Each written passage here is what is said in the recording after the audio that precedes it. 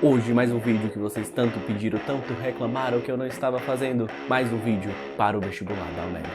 Fala amigos, Paulo Amaral aqui e esse é o canal Pastel Queimado e hoje eu vou falar com vocês da Tenda dos Milagres do Jorge Amado e é o terceiro vídeo da playlist dos vídeos que eu tô fazendo pro vestibular da UNEB. Se você ainda não assistiu os dois primeiros, aqui em cima vai aparecer o card com A Morte e a Morte de Quincas Berro d'Água e O Desterro dos Mortos da Leuto Fonseca.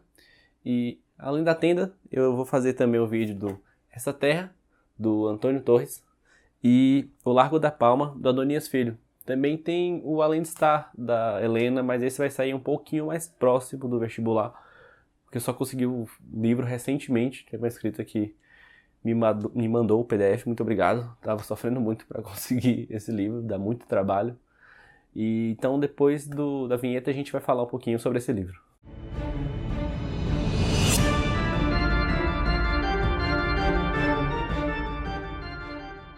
Então, para entender a Tenda dos Milagres, a gente precisa entender o momento social e político do Brasil, né? A Tenda dos Milagres foi escrito em 1969 e em 1968 teve o AI-5, o Ato Institucional que restringiu os direitos.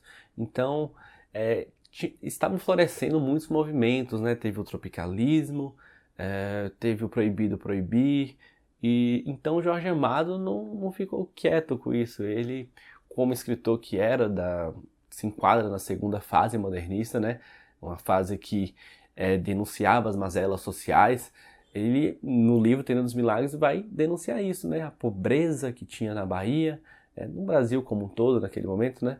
Como as pessoas eram exploradas, principalmente as pessoas negras, né? As pessoas mestiças.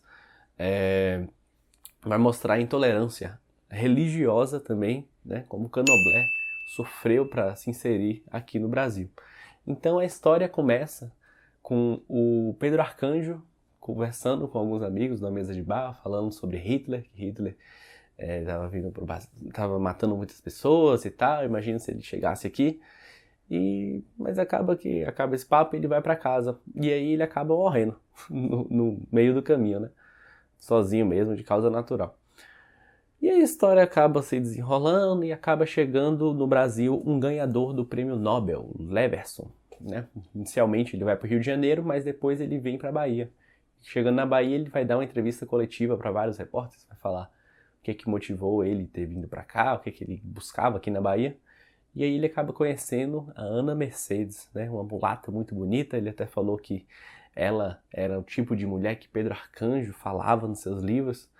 E Ana Mercedes é a mulher, a única que consegue uma entrevista exclusiva com ele, né? Ela tinha um apelido muito marcante e que representa muito como era a personagem, Chibiu de Ouro. E aí acontece a entrevista coletiva, o Leverson falando o porquê dele ter vindo para a Bahia. Ele falou que queria conhecer sobre Pedro Arcanjo. E inicialmente os repórteres não entendem, não sabem quem é, acham que é até uma piada dele. E acabam perguntando mais coisas, né? Para saber. E ele fala, não, Pedro Arcanjo, escritor baiano, que ele teve conhecimento de Pedro Arcanjo, porque mandou alguns livros lá para a universidade dele, fora do país. E aí acaba uma corrida na Bahia para conhecer mais sobre Pedro Arcanjo, para buscar os livros dele, né? O livro dele não tinha tanta notoriedade até esse momento. Então começa a se imprimir várias edições. Pedro Arcanjo vira um produto, né? Vira quase que um herói nacional. A Coca-Cola vai fazer propaganda com Pedro Arcanjo, a marca de pinga, né? Tudo era Pedro Arcanjo, porque depois de um tempo ia ter até o centenário de Pedro Arcanjo, então o produto Pedro Arcanjo estava sendo muito explorado na Bahia. E o Leverson, ele pagou para o Fausto Pena, que era o namorado da Ana Mercedes, né? Porque a Ana Mercedes traía muito ele, para ele pesquisar. Mas na real ele queria mesmo ficar sozinho com a Ana Mercedes, né? Então o Fausto Pena vai pesquisar sobre o Pedro Arcanjo e aí a história meio que se divide, né? O Fausto Pena pesquisando sobre a história, sobre a vida de Pedro Arcanjo, e por outro lado a gente vai estar conhecendo a história mesmo acontecendo, né? Então o livro acaba se dividindo um pouquinho. Mas falando da história de Pedro Arcanjo era um Ojobá, os olhos de Xangô, os olhos do rei. E aí você precisa entender um pouquinho sobre o Candomblé. No Candomblé, todos têm o seu orixá, né? e o Pedro Arcanjo ser o Jobá, ser os olhos de Xangô, é que ele estava na Terra para olhar por Xangô, para olhar pelas pessoas de Xangô e lutar por elas, né? Então, você ter um orixá implica em você ter algumas características ou físicas ou psicológicas. Então, o Pedro Arcanjo era um cara que sempre lutou pelas pessoas negras, pela mestiçagem, e ele, com o tempo, com o conhecimento de vida e com o conhecimento mesmo que ele vai adquirindo, né? Ele era bedel da faculdade de medicina e lá dentro ele tinha que passar por essa situação de muito preconceito, né? A faculdade de medicina era uma faculdade reduto da burguesia, mas assim, os alunos gostavam muito dele, ele era um cara muito comunicativo, um cara muito... é um cara que atraía as pessoas, tanto homens quanto mulheres, né? Ele teve vários filhos, mas ele era uma pessoa, talvez, sei lá, de boa conversa, uma pessoa que você gosta de conversar com ele, de estar junto dele. Então, e ele ajudava também os alunos, às vezes matavam a aula, alguma coisa, ele ajudava eles, sabe?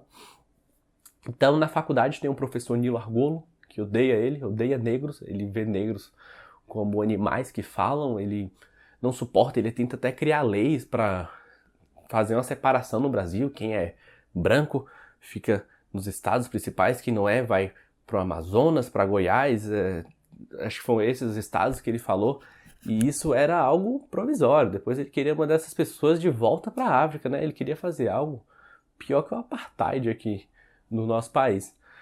Então, o Pedro Arcanjo acaba ganhando conhecimento, acaba estudando grandes filósofos, né? E no início ele até se irritava porque tinha muitos filósofos até racistas, e era normal, porque você imagina pessoas, sei lá, de 1700, 1800, tinha uma visão de mundo totalmente diferente, né?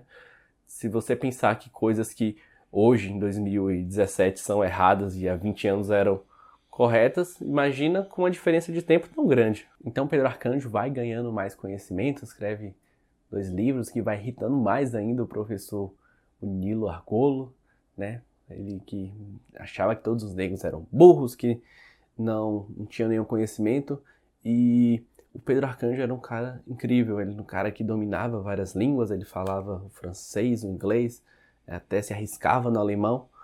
Então,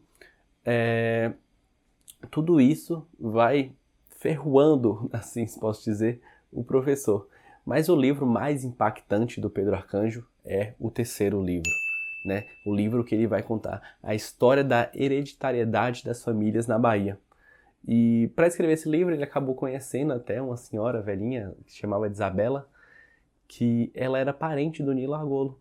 E ela confessou para Pedro Arcanjo que a avó dela, né, e também do Nilo, tinha tido relacionamento com um cara que era negro, um senhor, que era o avô deles, só que o Nilo renegava isso, ele fingia que não existia na família, né? Então, o Pedro Arcanjo começou a pesquisar e ele começou a ver que na Bahia ninguém era, assim, de origem totalmente branca, né? Tirando algumas pessoas que tinham acabado de chegar da Europa, todas tinham passado por um processo de mestiçagem. E ele acabou até descobrindo que ele tinha um parente próximo de Nilo Argolo, né? Um bisavô, até mais para trás. E aí ele escreve esse livro dedicando ao Nilo, fala meu queridinho primo, meu parente, sabe? E isso, quando sai esse livro, é uma revolta gigantesca. Ele é demitido da faculdade de medicina, mandam prender ele, né? O governador manda prender ele. Então, e eles começam a queimar os livros do Pedro Arcanjo, né? Na Tenda dos Milagres, que era onde eles faziam o livro, ele e o Lídio Coró. E eles vão queimar esses livros, mas guardam alguns exemplares. Acaba tendo até um tráfico dos livros do Pedro Arcanjo, porque as pessoas têm curiosidade de saber a história das famílias das pessoas.